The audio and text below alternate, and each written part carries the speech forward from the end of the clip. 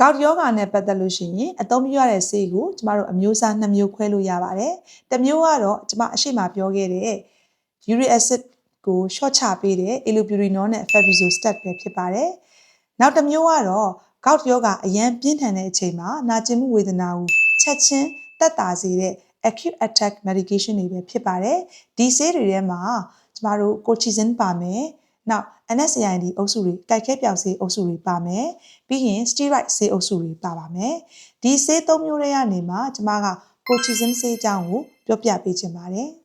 ကျမကတော့လက်ရည်ဖြိုးဝေးပါ pharmacist တူဖြစ်ပါတယ်ရှင်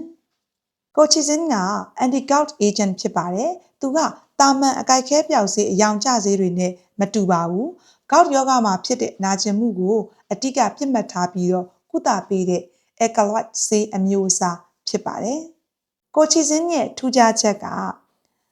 ဒါနာကျင်မှုဝေဒနာ gout ယောဂ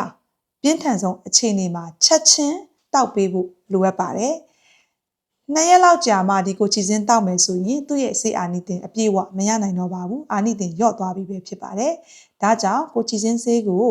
ဒါ gout ယောဂဖြစ်ချင်းအထူးသဖြင့်တော့24နာရီအတွင်းချက်ချင်းတောက်ပေးဖို့လိုအပ်ပါတယ်။ဒီလိုချက်ချင်းတောက်ပေးတယ်ဆိုရင်တိတိတတ်တာလေးကိုဆေးအာနိသင်ရရှိစေမှာဖြစ်ပါတယ်။ colchicine နဲ့ပတ်သက်ရင်သတိထားရမယ့်တစ်ချက်ကအာနိသင်ပြင်းသလောက်ပေါ့နော်အာနိသင်အစွမ်းထက်သလောက်သူက therapeutic index ကျင်းတဲ့ဆေးဖြစ်ပါတယ်။ဆိုလိုတာကဆေးပမာဏနည်းနည်းလေးကွာခြားသွားလိုက်တာနဲ့ခန္ဓာကိုယ်မှာအဆိပ်အတောက်ဖြစ်စေနိုင်ပါတယ်။ဒါကြောင့်နိုင်ငံတကာ guideline တွေအရ gout ယောဂနာကျင်မှုဝေဒနာပြင်းထန်တဲ့အရေးပေါ်အခြေအနေတွေမှာ colchicine ကို1.8 mg ဝန်းကျင်တောက်သုံးဖို့ရအတွက်အကြံပြုထားပါတယ်။တကယ်လို့များကျမတို့ကအနာသက်သာခြင်းစောနဲ့ပေါ့နော်ဒီဆရာဝန်ညွှန်ကြားချက်ထက်ကြော်ပြီးတော့ colchicine ကိုဆေးပမာဏတောက်တာများသွားမယ်ဆိုလို့ရှိရင်သူကအစာအိမ်နဲ့ဥလန်းချောင်းမှာရှိတဲ့ cell တွေကိုတွားတိုက်ခိုက်ပြီးတော့ဗိုက်အောင်တာဗိုက်နာတာဝမ်းလျှောတာတွေကိုကြုံရမှာဖြစ်ပါတယ်။ဒါကဆေးကြောင့်ဖြစ်တဲ့အဆိပ်တောက်လက္ခဏာဖြစ်ပါတယ်။ဒါကြောင့် colchicine တောက်တဲ့သူတွေမှာဝမ်းလျှောလာရင်ဆေးကိုချက်ချင်းရပ်ပစ်ဖို့ဆေးပမာဏကိုညွှန်ကြားထားတဲ့ level ထက်ပမာဏထက်ပိုပြီးတော့မတောက်သုံးဖို့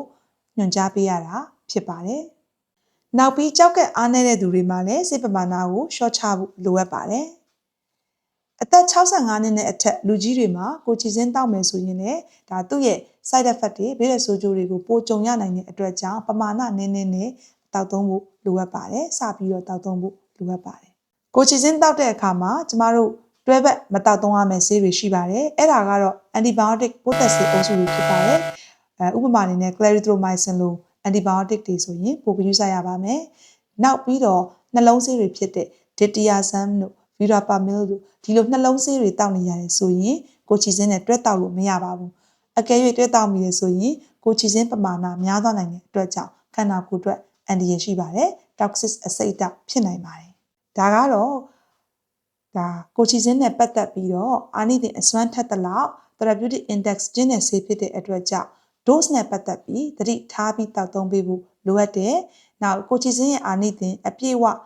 ရဖို့ဆိုရင်gout ယောဂထထချင်း24နာရီအတွင်းချက်ချင်းတောက်ပေးနိုင်ရင်အကောင်းဆုံးဖြစ်တယ်ဆိုတဲ့ message ကိုမျှဝေပေးခဲ့တာပဲဖြစ်ပါတယ်။အားလုံးပဲ gout ယောဂကနေသက်သာပြီးကျန်းမာပျော်ရွှင်တဲ့နေ့ရက်လေးတွေကိုပိုင်ဆိုင်နိုင်ကြပါစေလို့ဆုတောင်းပေးရင်နှုတ်ဆက်လိုက်ပါတယ်ရှင်။